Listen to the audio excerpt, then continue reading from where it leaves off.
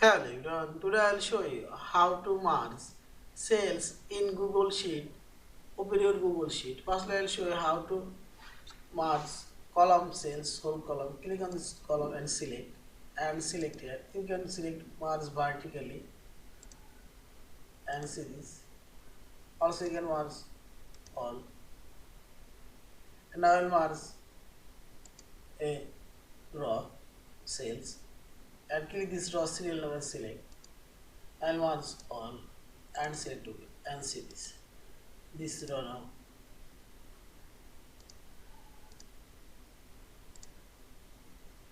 merge horizontally and I'll undo this. Now select this row and merge all and see this. Also you can merge a specific cells, drag your mouse, select for cells. Now select and select merge all and see this. And also I'll merge these two cells. I'll merge this vertically and see this.